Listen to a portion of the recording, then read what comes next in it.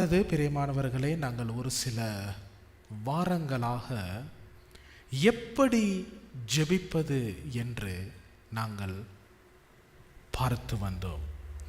எப்படி ஜெபிக்க வேண்டும் என்று இயேசு கிறிஸ்துவானவர் எங்களுக்கு கற்றுக் கொடுத்திருக்கிறார். அவர் எங்களுக்கு கற்றுக் கொடுத்த அந்த ஜெபத்தை நாங்கள் வார்த்தை வார்த்தையாக பகுதி பகுதியாக மூலமொழியின் அர்த்தத்தோடு நாங்கள் 3 பாகங்களாக நாங்கள் பார்த்து வந்தோம். இந்த நாளிலே 4வது பகுதியான கடைசி பகுதியை நாங்கள் பார்த்து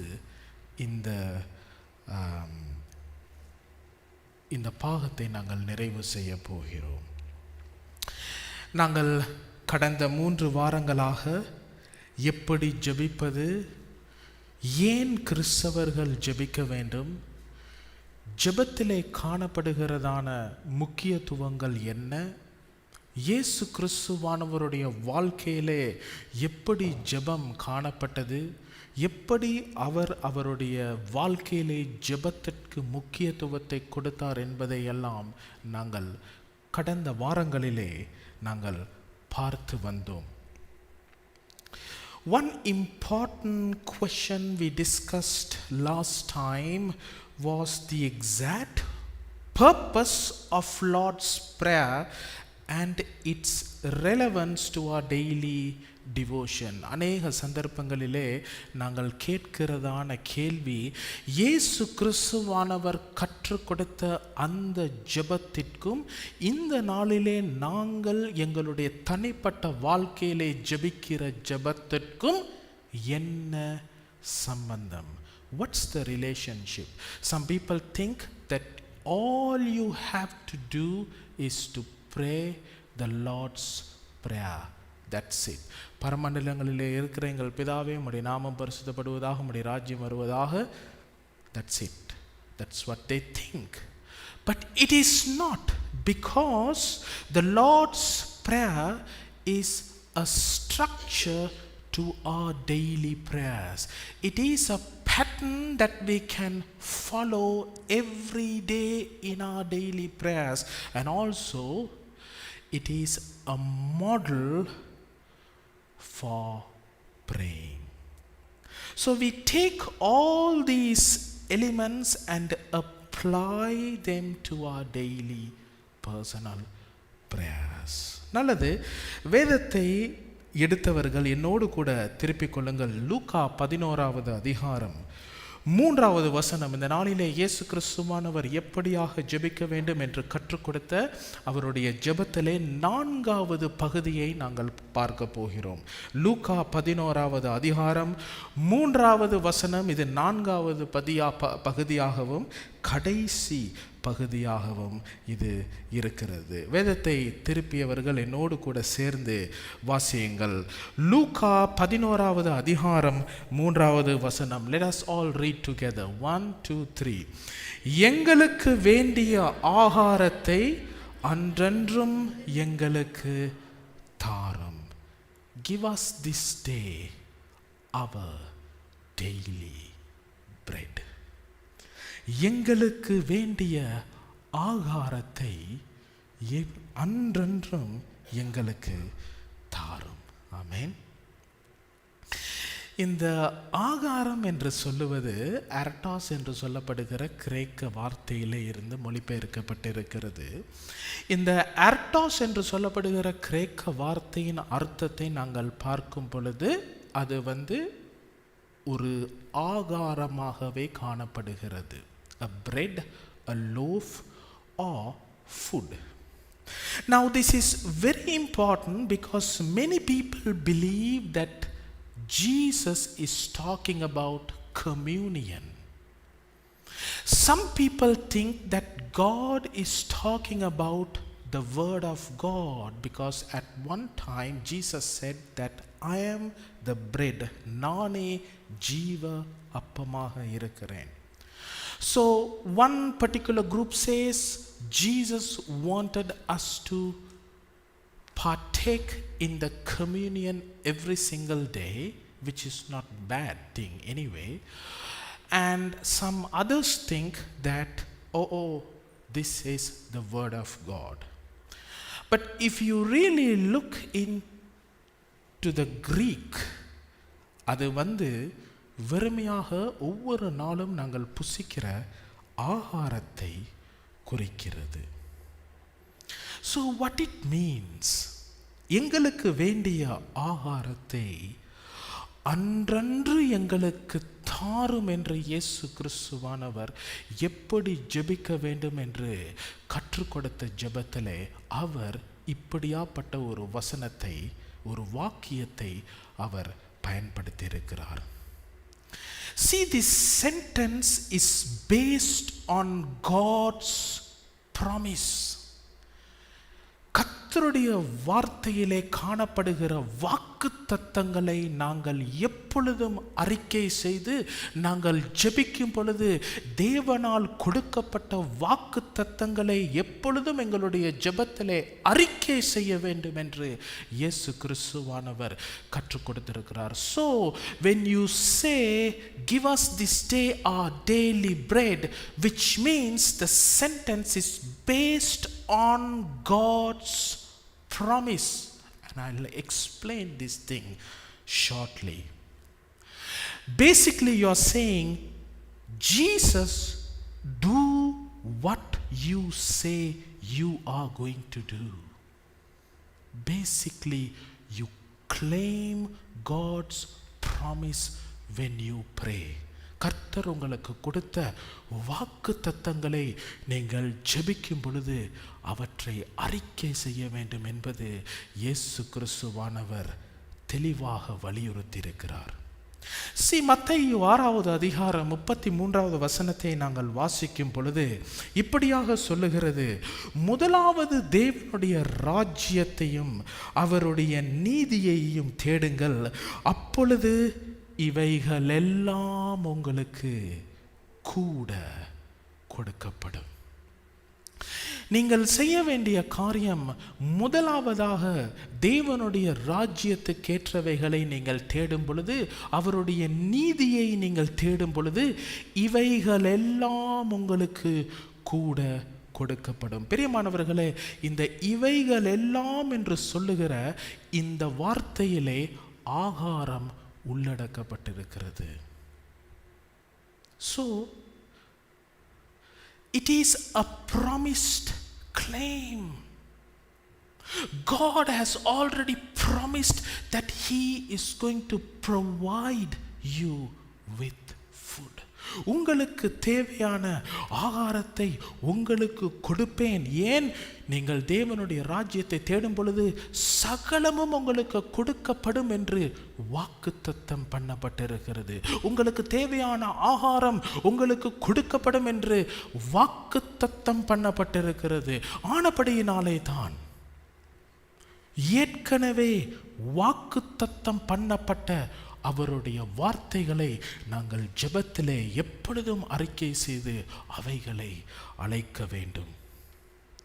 பிலிப்பியர் 4வது அதிகாரம் 19வது வசனத்தை நாங்கள் வாசிக்கும் பொழுது அப்போஸ்தலனாகிய பவுல் இப்படி சொல்லுகிறார், தேவன் தம்முடைய ஐஸ்வரியத்தின்படி உங்கள் குறைவுகள் எல்லாம் கிறிஸ்து இயேசுவுக்குள் மகிமையிலே நிறைவேற்றுவார். பிரியமானவர்களே, மறுபடியுமாக இந்த இடத்துல ஒரு வாக்குத்தத்தத்தை நாங்கள் வாசிக்கிறோம். என்ன வாக்குத்தத்தம்?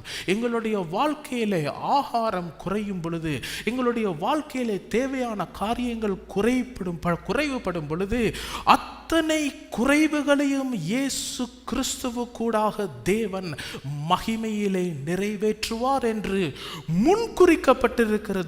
So it is a promised claim. You know that it was foretold by God. You know God once said that He will provide everything what you need. God has promised that He will take care of all your needs. God has promised that He will do A, B, C, D and E. So all you have to do is to claim those promises when you pray.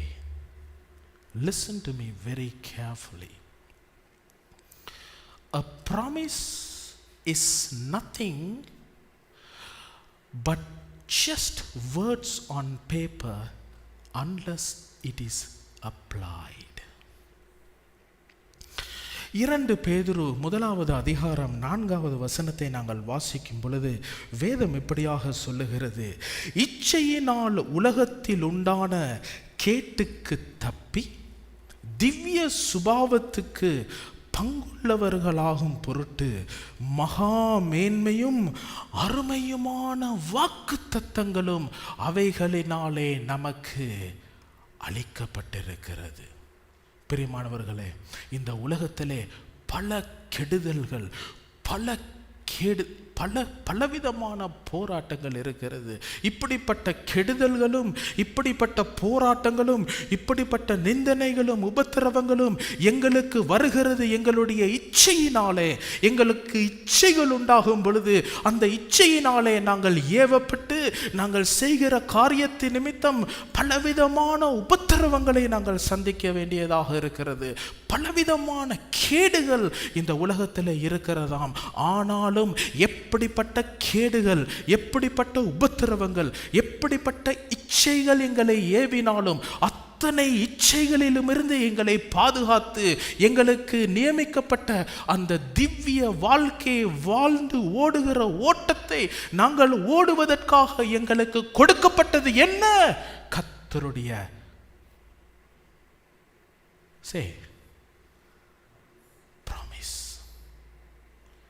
கர்த்தருடைய வாக்குத்தத்தம். We got to claim all the promises what the Lord has given.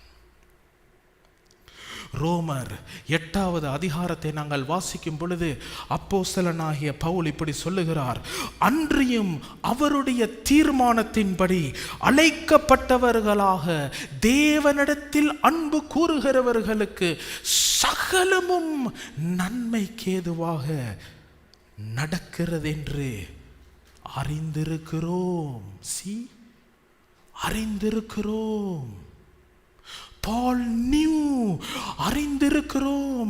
Pavul அறிந்திருந்தார். இயேசு கிறிஸ்துவானவர் மீது நம்பிக்கை வைக்கிற, இயேசு கிறிஸ்துவானவருடைய திட்டத்தையும் சித்தத்தையும் தங்களுடைய வாழ்க்கையிலே செயல்படுத்த விரும்புகிற ஒவ்வொரு கிறிஸ்தவனுக்கும் கிறிஸ்தவனுடைய வாழ்க்கைக்கும் வருகிற எல்லா போராட்டங்கள் உபத்திரவங்களும் அவர்களுக்கு நன்மையாக மாறும் என்று அவர் அறிந்திருந்தார். எப்படி அறிந்திருந்தார்? Because it was foretold by Jesus. He knew all the promises that was given to them.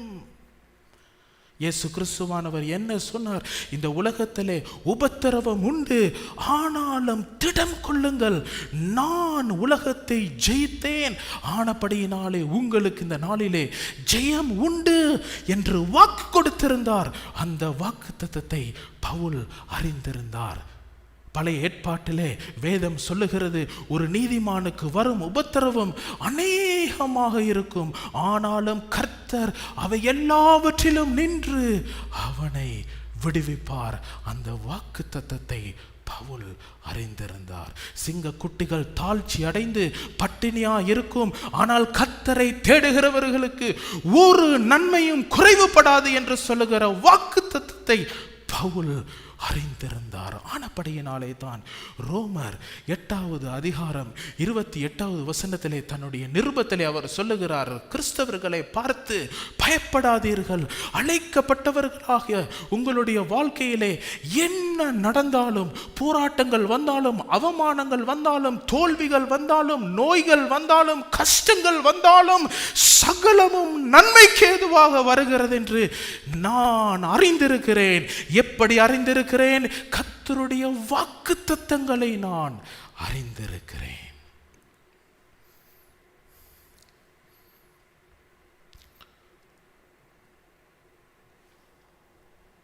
America தேசத்திலே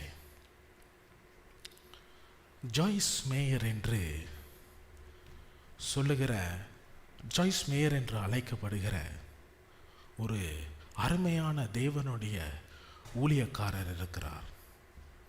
அநேகர் நீங்கள் அவரை குறித்து கேள்விப்பட்டிருப்பீர்கள். அவருடைய பிரசங்கங்களை குறித்து நீங்கள் கேள்விப்பட்டிருப்பீர்கள். இந்த சகோதரியுடைய ஆரம்ப காலத்திலே ஒரு சிறுமியாக இருக்கும் பொழுது தன்னுடைய தகப்பனுக்கூடாக கிட்டத்தட்ட 200 தடவைகள் கற்பணிக்கப்பட்டாள். ஒரு தடம் அல்ல, 2 தடவைகள் அல்ல, கிட்டத்தட்ட 200 தடவைகள் தன்னுடைய சொந்த தகப்பனுக்கூடாக பாலியல் துன்புறுத்தலுக்கூடாக அவள் இழுக்கப்பட்டாள். என்ன செய்வது என்று அவளால் தெரிய ஒன்றுமே புரியவில்லை. ஒரு சிறுமி எல்லாவற்றையும் சகித்து சகித்து சகித்து சகித்து வாழ்ந்து கொண்டிருக்கிற சந்தர்ப்பத்திலே ஒரு நாள் கர்த்தருடைய ஆவி இந்த ஊழியக்காரி மீது இறங்கி, கர்த்தர் உனக்கு கொடுத்த வாக்குத்தத்தங்களை நீ நினைவு கூறும் பொழுது எப்படிப்பட்ட வாழ்க்கையாக இருந்தாலும் அத்தனை போராட்டத்திலும் இருந்து உன்னை விடுதலையாக்க அவர் உண்மையுள்ளவர் என்று அந்த சத்தத்தை இந்த தேவனுடைய ஊழியக்காரி கேட்ட அந்த சந்தர்ப்பத்திலே அவர் என்ன செய்தாராம் தெரியுமா? கர்த்தருடைய வேத புத்தகத்திலே இருக்கிற 1000 வாக்குத்தத்தங்களை அவர் எழுதினாராம்.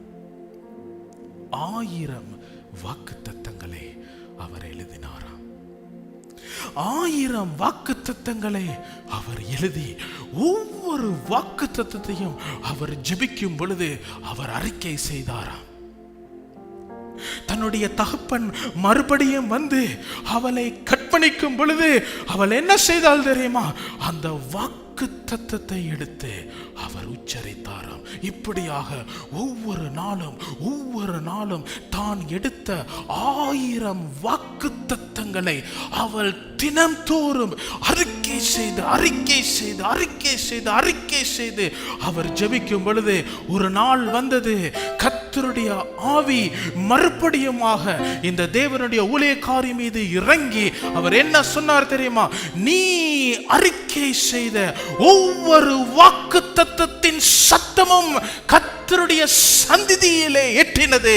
ஆனபடியினாலே வானோர் பூவோர் ஒவ்வொரு உலகத்தில் இருக்கிற சகல ஜாதிகளை காட்டிலும், சகல தேசங்களை காட்டிலும், சகல கோத்திரங்களை காட்டிலும் நான் உன்னை உயர்த்துவேன். பிரியமானவர்களே, இந்த தேவனுடைய ஊழியக்காரி அறிக்கை செய்த ஒவ்வொரு வாக்குத்தத்தமும் அவளுடைய வாழ்க்கையிலே நிறைவேறினது.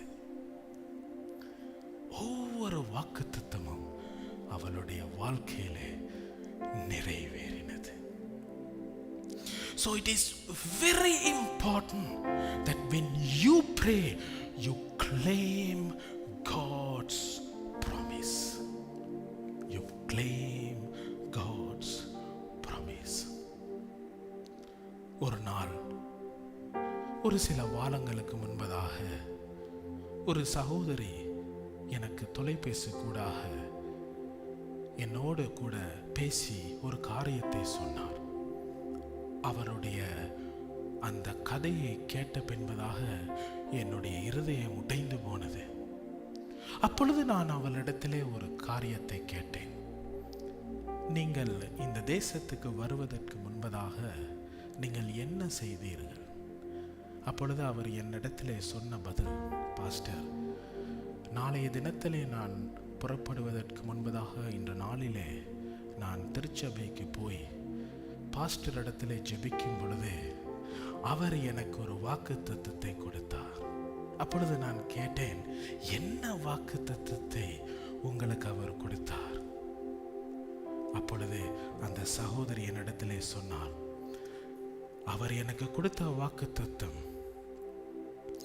நான் நல்ல தேசத்துக்கு போய் செழிப்பாக நான் வாழப்போகிறேன் என்கிறதான வாக்குத்தத்தம் எனக்கு கிடைத்தது என்று.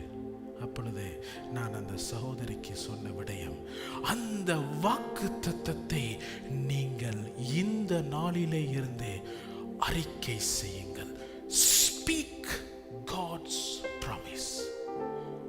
Declare God's promise. Say out loud God's promise. Start to do from today.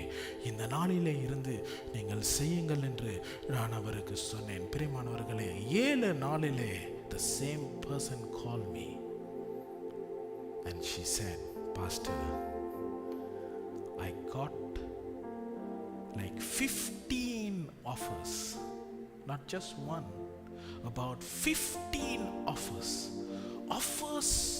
from huge companies are rallying behind me, and I'm confused now. Why? She's confused which one to pick. I said, pick the best. Amen. Right? See, promises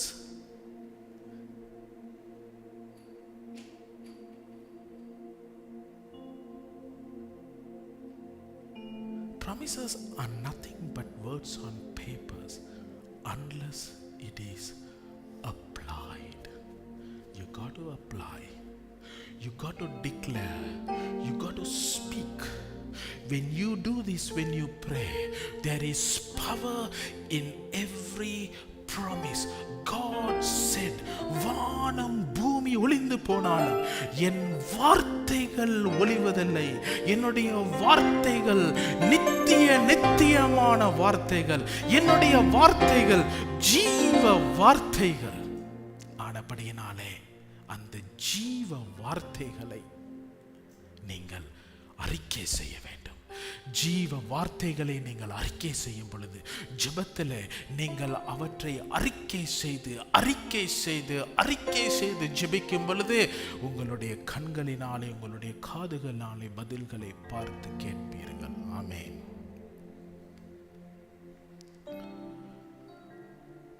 நான்காவது வசனம், இயேசு கிறிஸ்துவானவர் எப்படி ஜெபிக்க வேண்டும் என்று கற்றுக் கொடுத்த ஜெபத்திலே காணப்படுகிற 4வது வசனம் இப்படியாக சொல்லுகிறது,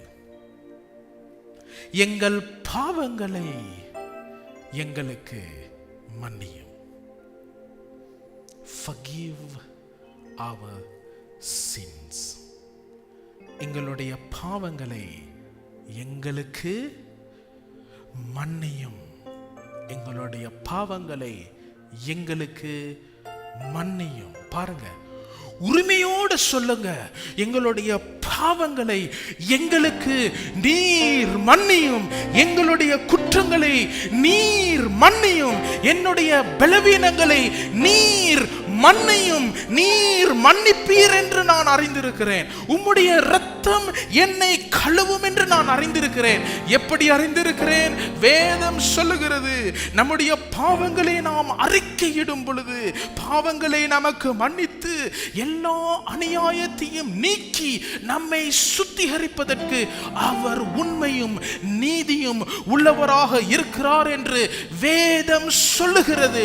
வாக்குத்தத்தம் கொடுக்கப்பட்டிருக்கிறது. இயேசு கிறிஸ்துவின் இரத்தம் சகல பாவங்களையும் நீக்கி நம்மை சுத்திகரிக்கும் என்று வேதம் சொல்லியிருக்கிறது. It is a promised claim. You know it. You know it. How it was promised. So claim that promise. அதுதான் இயேசு சொல்றார். You know that my blood will wash your sins. You know that I am a God who forgives your sins.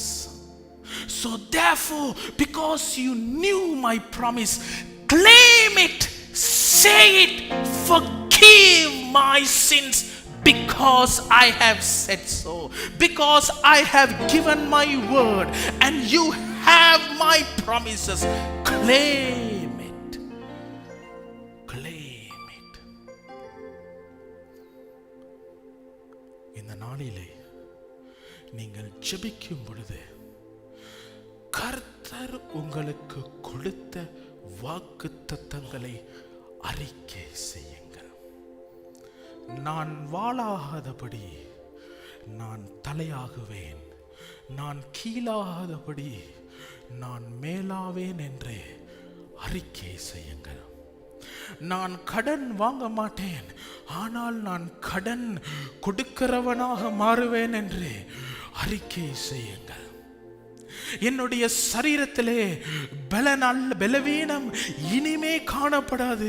என்னுடைய சரீரத்திலே நோய்கள் இனிமே காணப்படாது.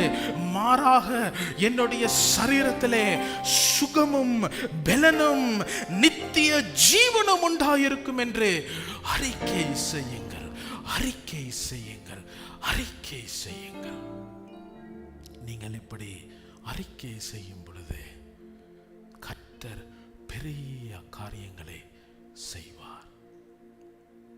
And I want to conclude this message with this testimony. என்னுடைய மனைவி, she had to, many of you know, she had to go through a surgery because she had a lot of miscarriages. So when she went through a surgery for the last time, the doctor wanted me to come inside his office to meet him personally.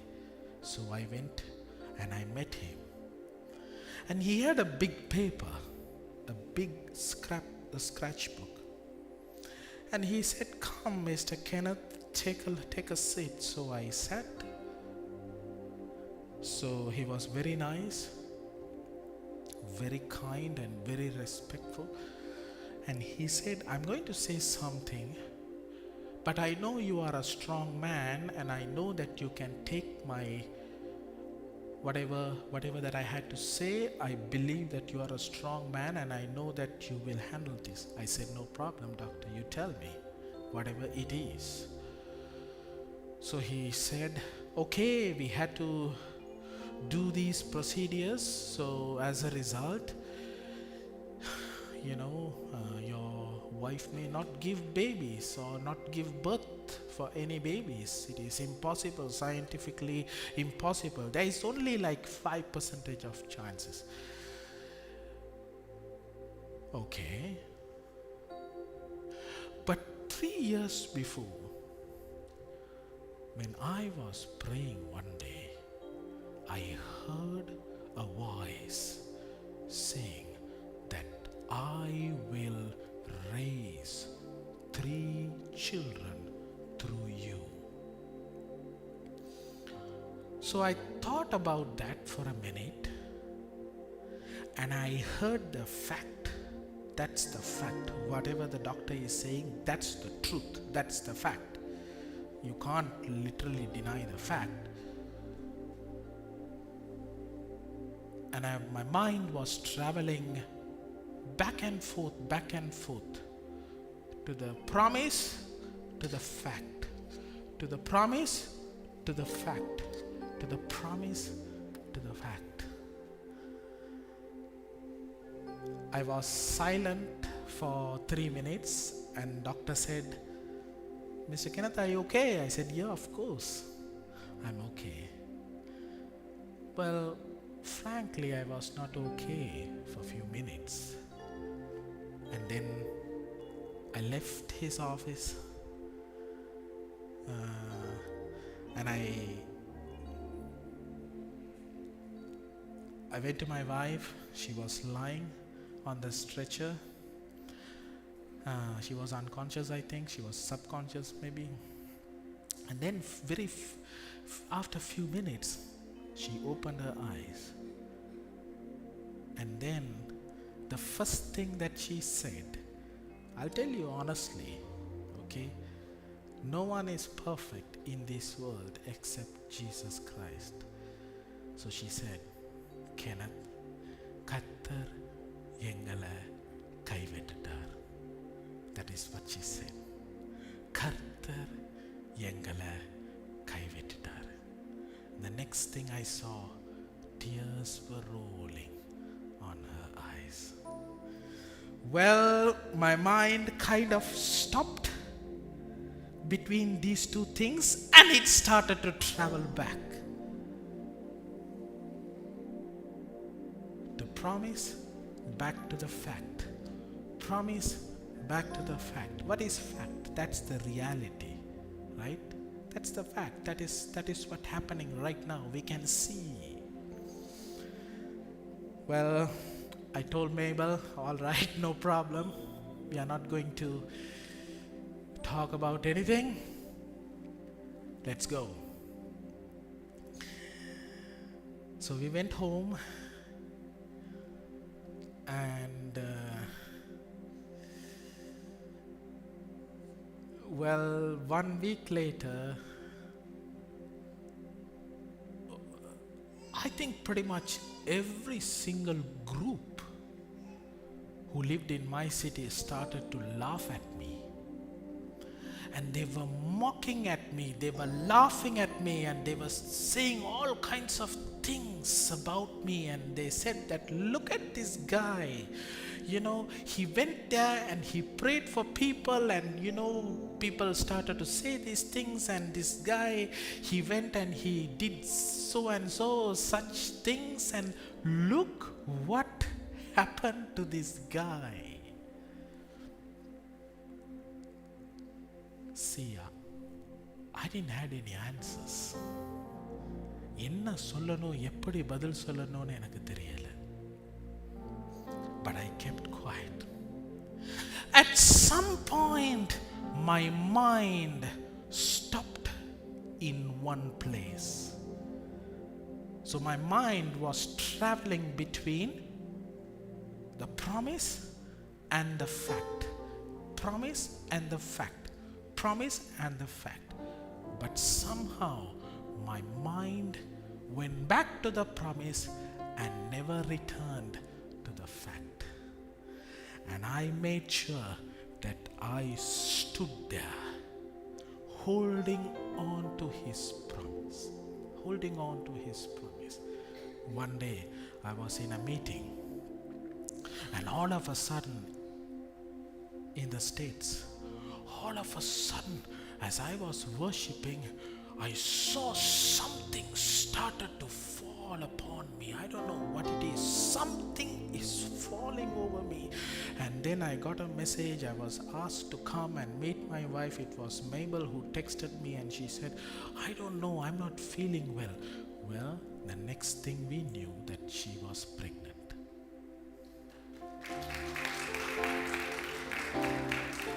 And then again, second time, all I knew is she was pregnant. And then third time, she is pregnant. And then that is it. That is it.